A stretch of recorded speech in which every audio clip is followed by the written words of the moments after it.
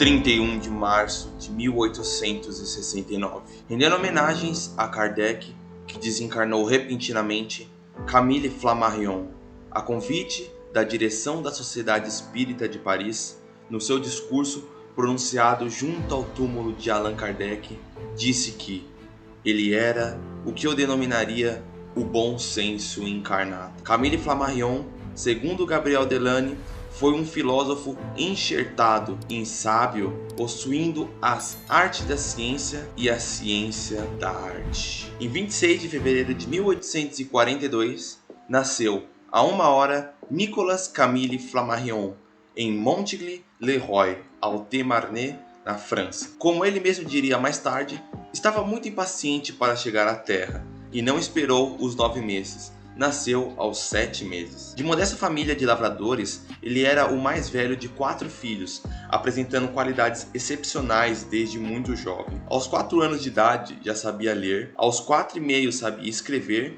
e aos 5 dominava rudimentos de gramática e aritmética. Tornou-se o primeiro aluno da escola comunal, conquistando nos primeiros cursos uma cruz de honra que ele guardava como recordação do seu primeiro mestre, o Sr. Crapelet. Os Flammarions sempre tiveram uma vida dura e Camille compreendeu o mérito de seu pai, entregando tudo aos credores. Reconhecia nele o mais belo exemplo de energia e trabalho. Entretanto, essa situação levou-o a viver com poucos recursos. Depois de muito procurar, Camille encontrou o serviço de aprendiz de gravador, recebendo como parte do pagamento casa e comida. Pretendia completar seus estudos, principalmente em matemática, a língua inglesa e o latim. Queria obter o bacharelado, por isso estudava sozinho à noite. Deitava-se tarde e nem sempre tinha vela. Escrevia ao clarão da lua e considerava-se feliz. Apesar de estudar à noite, trabalhava de 15 a 16 horas por dia. Para que ele seguisse a carreira eclesiástica, seus pais o puseram a aprender latim com o vigário La Salle. Flammarion conheceu o Novo Testamento e a oratória. O padre Mirbel falou da beleza da ciência e da grandeza da astronomia, porém mal sabia que um dos seus auxiliares, Camille Flammarion, lhe bebia as palavras. Aliás, seria ele a ilustrar a letra e a significação galo-romana de seu nome, Flamma Orionis, aquele que leva a luz. Ingressou na escola de desenho dos frades da igreja de São Roque, a qual frequentava todas as quintas-feiras. Tinha os domingos livres e os ocupava assistindo às conferências feitas pelos abades sobre astronomia. Em seguida, tratou de difundir as associações dos alunos de desenhos dos frades de São Roque, todos eles aprendizes residentes nas vizinhanças. Seu objetivo era tratar de ciências, literatura e desenho, e o que era um programa um tanto ambicioso. A primeira obra de Camille Flammarion foi O Mundo Antes da Aparição dos Homens, que fez quando tinha apenas 16 anos de idade. Também escreveu Cosmogonia Universal, um livro de 500 páginas. O irmão Ernest Flammarion, também muito seu amigo, tornou-se livreiro e publicava-lhe os livros através de edições Flammarion. Durante uma missa de domingo, Camille desmaia e é atendido em casa pelo Dr. Edouard Fournier. Um desmaio providencial, pois, ao ver o doente, o médico avista sobre a cabeceira de Camille um manuscrito de Cosmogonia Universal. Após ver a obra, achou que o jovem merecia posição melhor e consegue-lhe uma vaga como aluno de astronomia no Observatório de Paris, onde foi admitido como auxiliar em 1858. Como calculador, fez parte de Borel des Longitudes. A notoriedade de Camille Flammarion se deu com a obra A Pluralidade dos Mundos Habitados, que escreveu em 1862, após deixar o Observatório de Paris, onde muito sofreu com as impertinências e perseguições do diretor Le Verrier, que não podia conceber a ideia de um rapazote acompanhá-lo em estudos de ordem tão transcendental. A partir dessa época, Flammarion começou a escrever livros populares de astronomia, que foram traduzidos por diversas línguas. Para conhecer a direção das correntes aéreas, realizou no ano de 1868 algumas ascensões aerostáticas. Mas a Guerra de 1870 interrompeu temporariamente a publicação das suas obras. Após estabilizado o período, mudou-se para uma casa situada na esquina da rua Cassini, com a Avenida do Observatório em Paris. Em 1874, casou-se com Sylvie Petiaus, sua namorada de infância, e levou-a em sua lua de mel em nada menos que um balão. Sylvie Flammarion fundara a Associação Pacifista Paz e Desarmamento por Mulheres em 1899. O gabinete de Camille era bem singelo, mas nas paredes, sobre pavimentos, em cima das mesas e das cadeiras, por todos os lados, uma montanha de livros, periódicos, folhetos e papéis. A sua mesa estava sempre coberta de cartas que chegavam de todos os dias dos 4 extremos do mundo e de provas para a sua revista L'Astronomie, que foi fundada em 1882, e para o Nouveau Dictionnaire d'Encyclopédie. No ano de 1880, Camille Flammarion recebeu o prêmio de Moniton da Academia Francesa pela sua participação de sua astronomia popular. Em 1883, ele fundou o Observatório Juvisy, do qual foi diretor durante toda a sua vida, incentivando o trabalho de observadores amadores. Em 1887, funda a Société Astronomique de France, ou Sociedade Astronômica da França, com o objetivo, em suas palavras, de disseminar as ciências do universo e envolver os fãs em seu progresso. O presidente da entidade, o professor do Príncipe Imperial.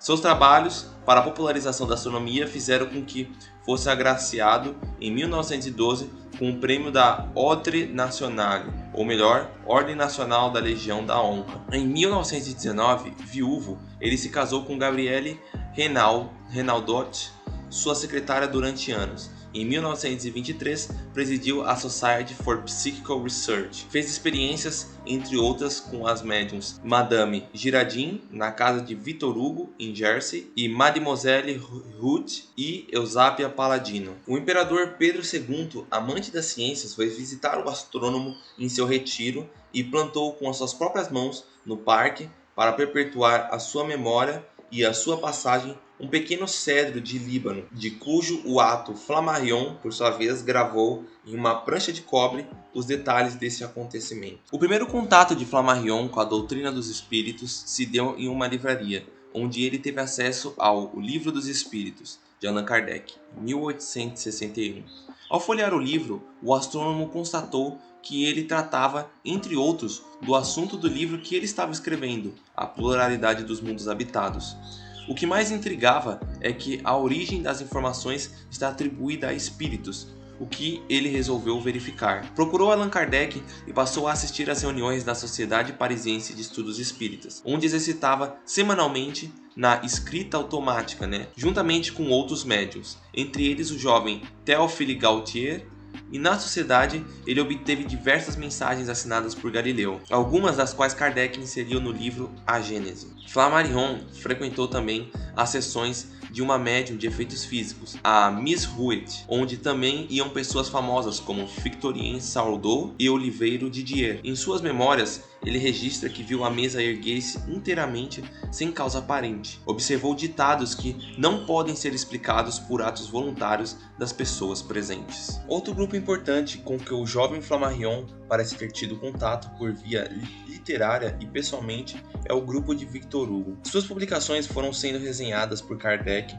na Revista Espírita, geralmente bem acolhidas e elogiadas por ele. A impressão que Flammarion transmite ao leitor em sua biografia é de uma certa predileção de Kardec por ele. Na página 239 de suas memórias, ele escreve uma carta de um espírita que houvera assistido a uma das conferências do codificador em Bordeaux, onde Kardec teria feito elogios públicos a um jovem de pouco mais de 18 anos. Outro fato que marca o apreço de Kardec é o convite feito pelo Comitê Central da Sociedade Parisiense de Estudos Espíritas, com o endosso da senhorita Allan Kardec para que Flammarion fizesse um discurso junto ao túmulo do codificador. Ressalvamos, entretanto, que Flammarion não foi o único a realizar um discurso em um túmulo. O próprio Flammarion passa a ter dúvidas acerca da sua própria mediunidade e dos fenômenos de escrita automática. Essa dúvida o perseguiria durante toda a vida. O que nos aparenta, dada a leitura de suas publicações, não é que o astrônomo francês houvesse negado a existência dos espíritos e a sua comunicabilidade, mas suas dúvidas diziam a respeito à identificação entre as comunicações predominantes anímicas das comunicações mediúnicas. Não sabia distinguir o que seria uma comunicação anímica e uma comunicação mediúnica. Para quem não sabe, uma comunicação anímica é quando é o próprio espírito da pessoa, o seu espírito do indivíduo, que gera algum tipo de memória de alguma vida passada e acaba retrazendo isso no meio de uma comunicação. E uma comunicação mediúnica é quando tem um espírito de um terceiro, no caso, um espírito desencarnado de alguém que passa a mensagem para o médium e o médium transmite essa mensagem. Não é do próprio espírito do médium. E Flammarion ainda diz: há espíritas de uma fé cega, que estão certos de estar em comunicação com os espíritos. Não há argumentação entre eles. Estes não perdoam de não partilharem de forma alguma suas certezas, que se tornam crenças religiosas em suas casas. Mas há entre estes outros que compreendem que apenas o método científico nos pode conduzir ao conhecimento da verdade. Estes se tornarão meus amigos. Em algumas de suas publicações, persegue tão tenazmente as hipóteses anímicas que deixa a impressão de estar negando a existência dos espíritos. Leon Denis, segundo a pena dedicada de Zeus Wan Tuyu, tece alguns comentários que transcrevemos abaixo. Também Camille Flammarion teve suas horas de incerteza. Nos fizeram notar que na última edição do seu livro As Forças Naturais Desconhecidas, publicadas em 1917, mostram uma tendência a explicar todos os fenômenos apenas através da exteriorização do médium. Porém, Flammarion disse ainda que esses fatos, devidamente comprovados, provam que a morte não existe, que é apenas uma evolução, sobrevivendo o ente humano a esta hora suprema, a qual não é de modo nenhum a última hora. A morte é a ponta da vida. O corpo é somente um vestuário orgânico do espírito. Ele passa, muda, desagrega-se. O espírito permanece. Em sua publicação mais próxima da desencarnação, no livro As Casas Mal-Assombradas, Flammarion sustenta uma polêmica com autores franceses que resistem à ideia da imortalidade da alma, marcando sem deixar dúvidas a sua posição, mostrando que para ele era fato que os espíritos são reais e que a imortalidade da alma é real. As obras de Flammarion foram traduzidas para o grande número de idiomas: inglês, espanhol, sueco, dinamarquês, italiano, húngaro, tcheco, holandês, romênio, russo, alemão, português. E são referidas na Revista Espírita, que também, entre os livros de ficção que algumas pessoas podem tomar como livros mediúnicos, temos 4 vertidos para o português. Urânia, escrito em forma de diálogos intercalados por informações e ideias do movimento espírita e da astronomia, que vaga entre os dados da pesquisa e da imaginação. O Fim do Mundo, outra obra, já traz uma nota da editora brasileira indicando como data de publicação em 1893.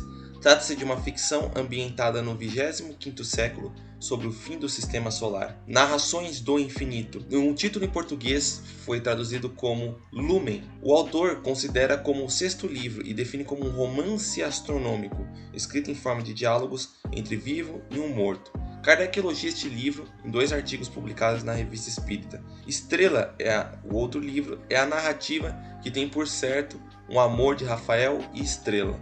Traz em seu bojo as informações da astronomia, o debate com o materialismo e os temas espiritualistas. Popularizador da astronomia e divulgador do espiritismo, Camille Flammarion desencarnou no dia 4 de junho de 1925, aos 83 anos, em Juvisy-sur-Orge, com o fato de sua esposa, Miss Gabrielle Camille Flammarion, assumiu a direção do Observatório de Juvisy, desencarnado, porém, 2 anos depois. Dos colaboradores de Kardec, Camille Flammarion foi o que mais valorizou a construção do conhecimento espírita a partir da metodologia empírica e positivista.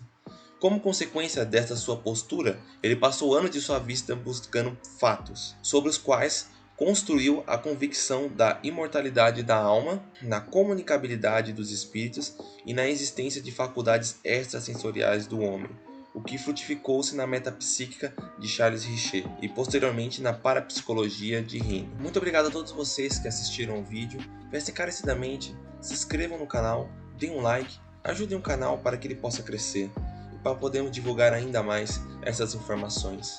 Muito obrigado a todos vocês, fiquem em paz, um grande abraço e fiquem com Deus.